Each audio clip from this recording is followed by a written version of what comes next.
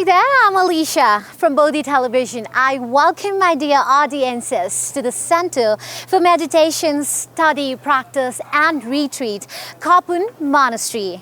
Kopan Monastery is a Nepal Buddhist Mahayana center Gompa, nestled in the foothills of Himalayas, located in the Kathmandu Valley. When you arrive at this monastery, the first thing you have to do is let your day-to-day worries go off and just try to be present at the moment and just relax. Because Kopan Monastery offers us a very warm and welcoming environment and so many things to do during the daytime, and all of them Dharma related. Established in the late 1960s by Lama Zopa Rinpoche and Lama Yeshe, as a home for monks and nuns from the Himalayan regions of Tibet and Nepal, and also to foreigners who wishing to receive teachings, Kopan Monastery, the mission is still the same: to preserve and transmit the traditional Buddhist Mahayana values, and as an ultimate way to achieve happiness and achieve freedom from suffering. On the hilltop north of Bodhinath Stupa, this very huge gate of Kopan Monastery welcomes us to explore inside the monastery, where different people from across the world come here to study Buddhist psychology and philosophy. Wherever you want to attend the course or do the retreat or stay privately for a self-study or a minute of reflection, this is the right place, Kopan Monastery. You can also combine your courses with the retreat with a short private stay, and Kopan also welcomes us for a day visit. You can just all in all get to see and hear and feel the life of the monks, talk to them and mesmerize this mesmerizing architecture. And whether you decide to come to the spot of Kathmandu Valley, I suggest you to just sit for a while and you get to feel the compassion and peace all over. Kopan Monastery is a home to 360 monks, workers, lamas and teachers, and they hail from different regions of Nepal and Tibet, with the age ranging from 7 years to 60 years old. And also Kopan Monastery is affiliated with the Foundation of Preservation of Mahayana Tradition, an organization truly dedicated with the preservation and transmission of the Mahayana tradition worldwide, with the practice, meditation and community services. They have devoted their life to the practice and teaching of Shakyamuni Buddha, and with a special emphasis on the teachings of the founder of Gelug tradition, Lama Tsongkhapa, and also monks from the Himalayan regions of the country, Nepal, also visit Kopan Monastery for the study program and the various courses as well.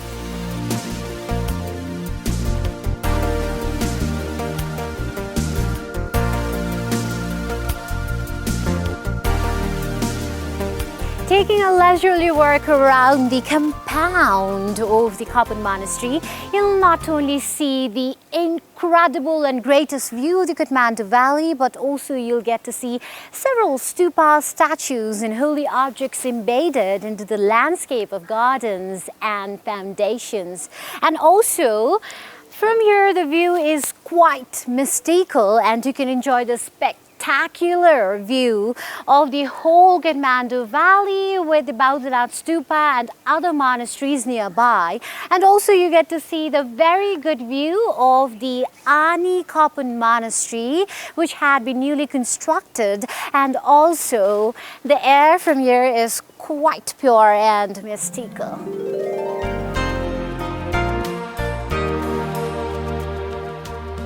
Walking outside of the Tantric College, you could see these beautiful and elaborated 8 stupas, which is also believed to be a stupa of enlightenment and considered to be the very 8 great deeds of Shakyamuni Buddha.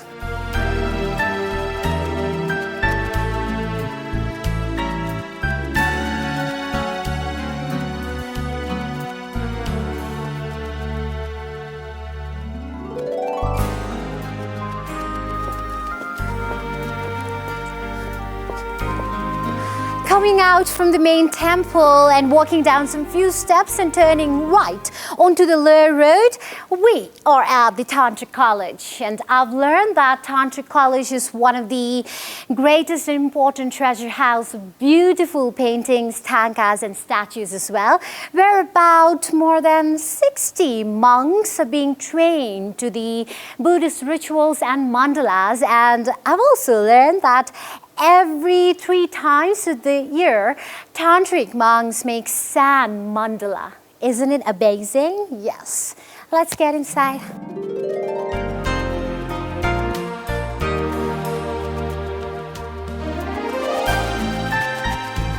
The relic shrine of the very great teacher Chesi Lama Kongtrul is located on the very top floor of this college, Tantric College. Actually, relics are the remains of the great beings who devoted their life to the spiritual attainment, and they introduce the relics as to own to pass the blessings of the body, mind and speech to the disciple. Walking up to these hills, a very famous saying of the Lama Zopa Rinpoche just reminded me the life's importance, that there has to be a certain place where human beings could learn to cultivate the skills and find solution answers to the life important questions. And I personally believe this is the right place, Kopan Monastery.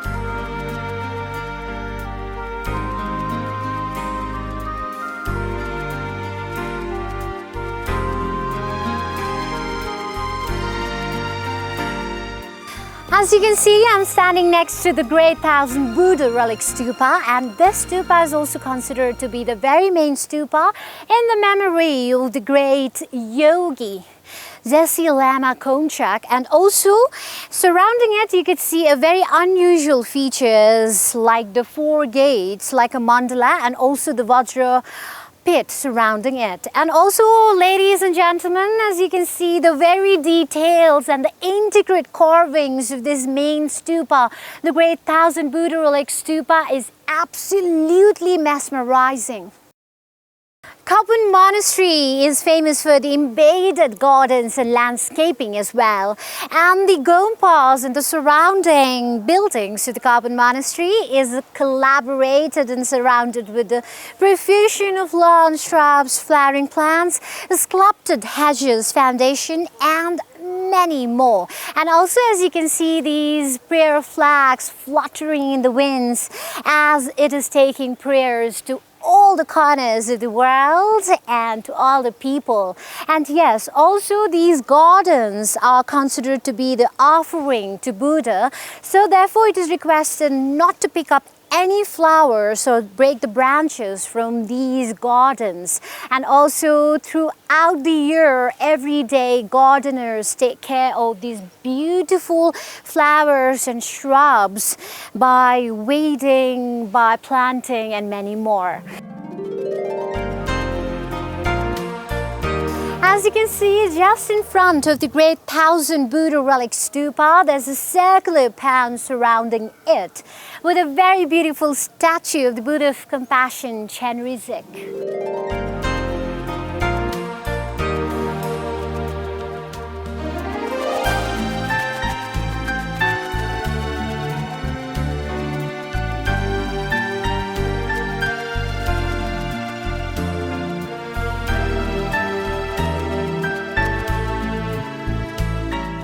Yes, these beautiful gardens are definitely places for practices and meditation, as well as social gathering where people are into doing some choral circumambulation of these various beautiful and important stupas. And also you can see senior monks offering their prayers at the stupas and offering bottle light and candles as well. And also, this is very important, in fact, personally for me, because these are the little things from which we would gain so much virtuous activity, and all of them dharma related. It's magnificent.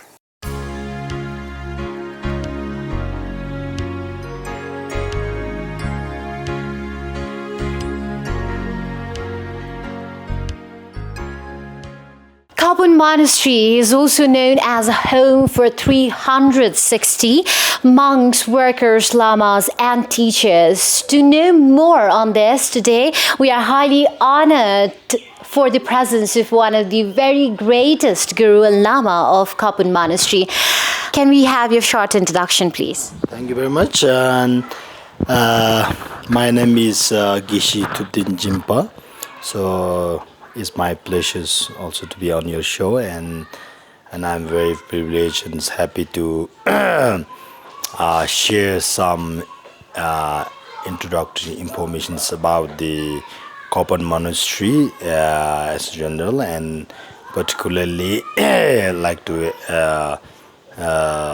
share some of the knowledge that we learn or we receive in this monastery, and what this monastery stands for. Yes, first of all, Lama, would like to introduce and would like to inform our dear audiences about the significances, history, and the story behind the significance of Kopan Monastery. Please bestow us with the information. Kopan Monastery is the formal title of the monastery actually is Nepal Mahayana Buddhist Center Gumpa. So it was founded in 1969 by His Eminence Kyabje Lama Tubden Zobar Rinpoche, who is a worldwide well-known Buddhist masters, which one of the most very influential Buddhist masters of our time. So he's known not just for his intellectual knowledge, but his practices, that his dedications, his genuine dedications in the practice of Buddhism. So Lama Zobar Rinpoche, he was born in Mount Everest region, Solukhumbu, Thame village.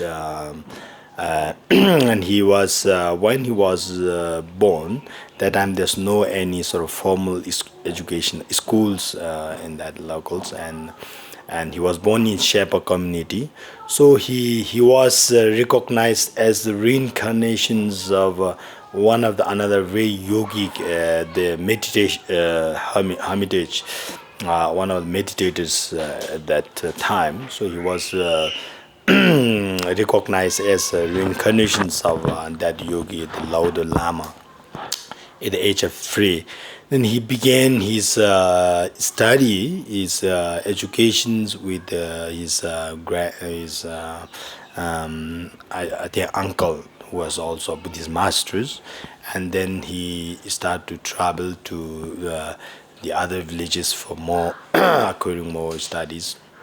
And then at the age of 12, he left for Tibet to pursue for further studies in Buddhism, because Tibet, the land of snow, is where the intact Buddhism, all kinds of all forms of Buddhist traditions, especially we call it Nalanda tradition, was very well preserved in Tibet and well started carried out. So that's where for all the Himalaya region Buddhist community or Buddhist students who want to pursue high studies in Buddhism, they used to travel over the treacherous mountains to reach into Tibet and study.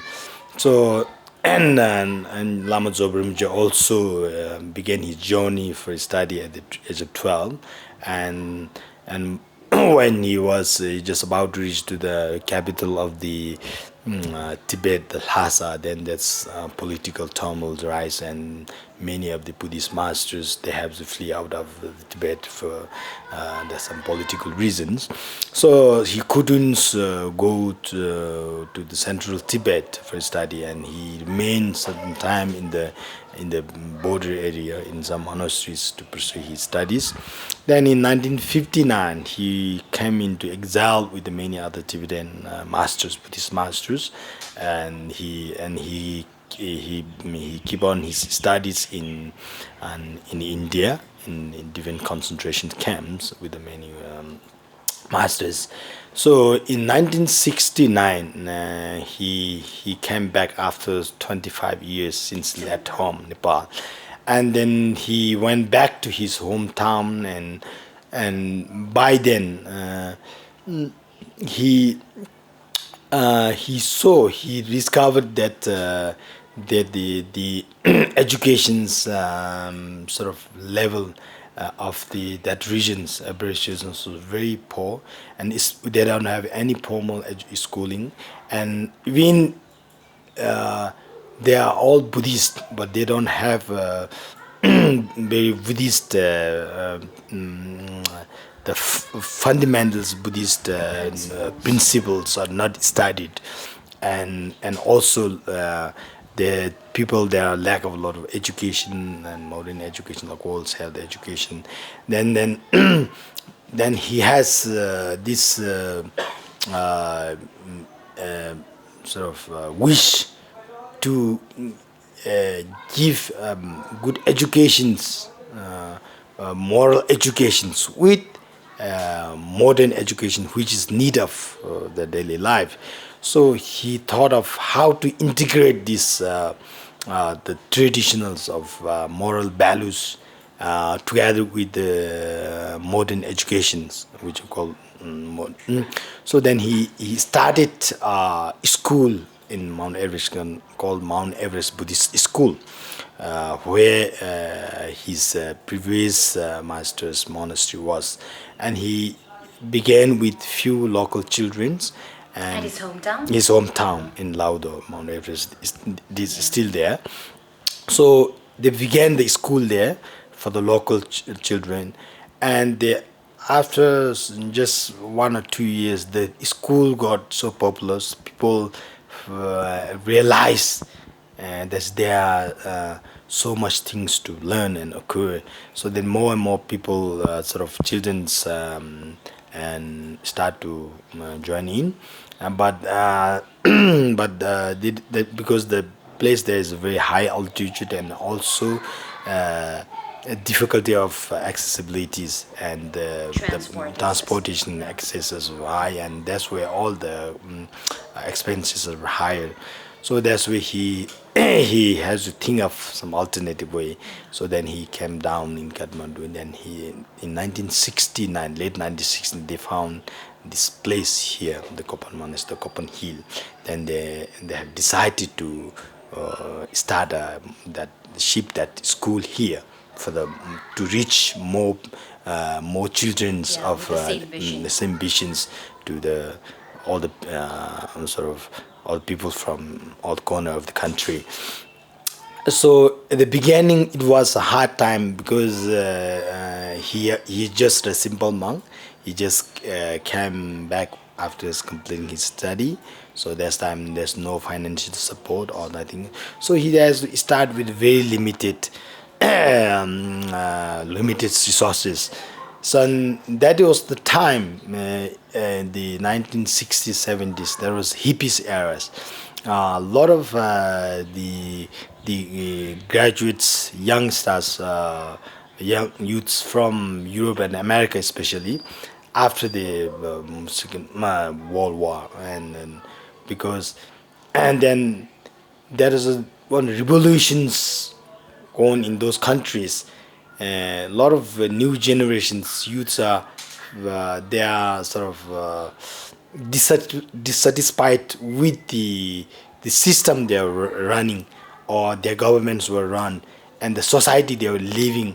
So they're kind of out of frustrated. They after a lot of student graduated, they have the country is in turmoil, they have no job, and then these revolutions grown that they want to look some alternative way in life. What their parents they have been living is something not satisfactory. sorry. So they were looking for some alternative. So then they began to travel to the east, looking for something spiritual, and they especially they came into India and Nepal, and they adopt anything that they see something new, and a lot of them, those youths end up like with taking like those what do you call marijuanas and this cocaines and sort of adapting their life in any form that they come across. So they meet with a lot of spiritual masters, many Buddhist masters, many Hindu gurus, and many other gurus. They end up in ashram, monasteries. So in Nepal also, there's a lot of these hippies. They're looking for this alternative way of life. So that is some of them met with the Jabja Lama Zobrumjin and his guru Lama Ishi, and and and they introduce that satisfactory or satisfaction or happiness that they cannot find in the external materialistic world, which has to find within oneself. So when they reveal these Buddhist techniques to them, how to make their life more meaningful, not not relying on materialistic world, so which is very fascinating to them.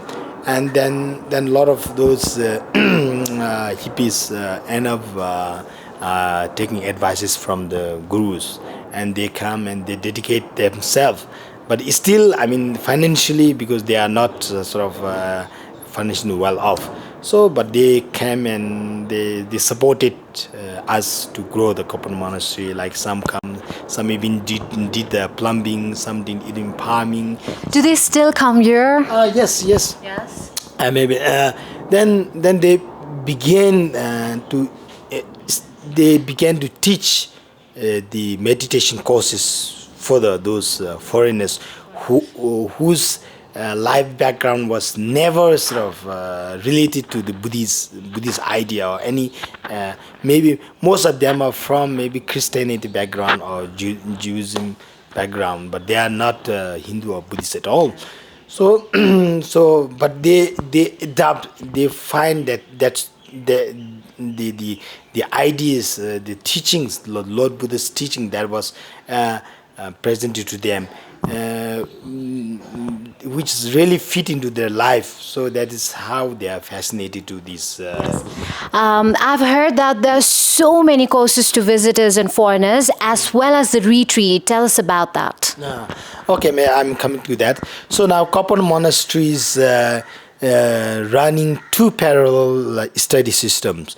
One is very gradual process and very sort of systematic process of learning, especially for the young children of Nepal, and who wants to pursue the highest qualification in Buddhist philosophy, which has to start from very grassroots and very from the very foundations. So this complete Buddhist course, the faculty, it was designed and presented for the students, local student who wants to for the pursuit for a long time. So this is one course together with not just the Buddhist philosophy, but we have all the general subjects included, and plus the Buddhist philosophy. So this is one study program for the school is for the local children or local student. So the another parallel study program is for the visitors, for the Westerners who wants to study Buddhism. Does that include Nepali as well? Yes, a lot of. In the early days we have less, but now a lot of Nepalese, especially Nepalese, the intellectuals who have who have traveled abroad or who have learns more about the different sort of cultures, religions. So we have those what do you call that? So there's Nepalese also, but comparatively less. So these courses are different versions, different versions of the courses. Some courses are just 1 week, which is very introductory. Some courses are 10 days, 2 weeks, 1 month.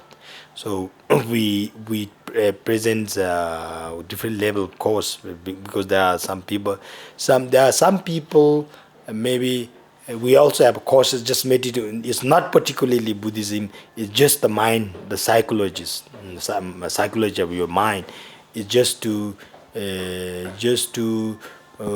find something essence into our own life, not adapting to any sort of cultural or any religion's beliefs or ideas, but just to find simply the nature of mind, or how to react with the different circumstances, and just to knowing yourself and adapt yourself with the others sort of emotions or others' feelings. Yeah. Currently, how many students are studying in Kopan school study program? How many monks, numbers? Here we have 380 monks right in Kopan Monastery. They are in different level of courses.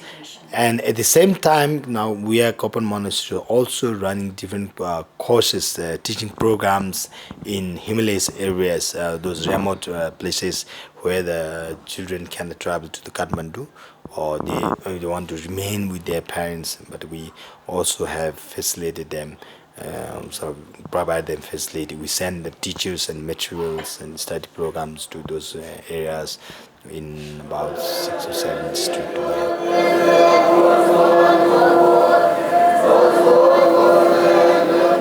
Yes, as you can see, the very beautiful environment right now. You can see very small and bigger, age ranging from 7 to 60 years, between monks from Kopan school program.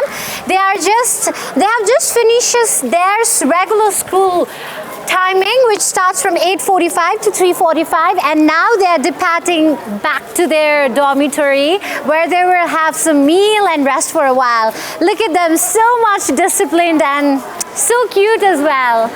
I feel like not taking off my eyes from them.